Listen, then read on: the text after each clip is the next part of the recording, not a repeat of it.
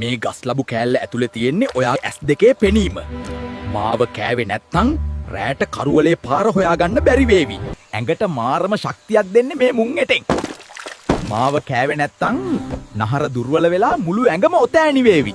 කටවටේ තුවාල සනීප කරලා හැම ලස්සන කරන්නේ මගේ කිරි රහෙන්. මාව මදි වුණොත් තොල් පැලිලා ලේ ගලාවි. කන කෑම ටික දිරවලා කොලෙස්ටරෝල් බලා දෙන්නේ මේ රටකජු ඇටේ. මම නැති වුණොත් බඩේ අමාරුව හැදිලා හැම වියලිලා යාවි. ඔයාගේ ඔළුවේ තියෙන පීඩනය නැති කරන්නේ මගේ පරිප්පු හොද්දෙන්. මාව අඩු වුණොත් නිින්ද යන්නේ නැතුව පිස්සු හැදේවි.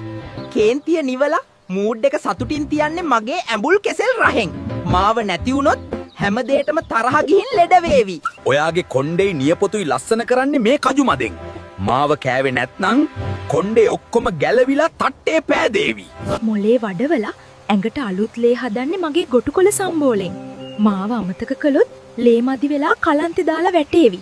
ඔයාගේ නහර ටික පනගන්වන්නේ මේ හාල් මැස්සගේ ශක්තියෙන්. මම ඇඟෙන් අඩු වුණොත් අත් කකුල් හිරි වැටිලා පන නැති වෙලා යාවි. ලෙඩ හැදෙන්න නොදී ප්‍රතිශක්තිය හදන්නේ මේ නෙල්ලි ගෙඩියෙන්. මාව නැති වුණොත් දත් මුල් දිය වෙලා ලේ ගලන්න ගනීවි.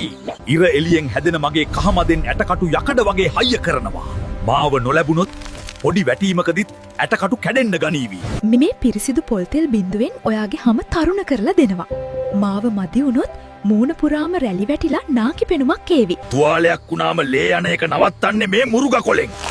මාව අඩු වුණොත් පොඩි තුවාලකින් වුණත් ලේ ගිහිල්ලා මැරෙයි. ඒ ළඟට ඕනේ මොකද්ද කියලා පහලින් කමෙන්ට් කරන්න. මේ වීඩියෝ එකට ලයික් කරලා ෂෙයාර් කරන්න.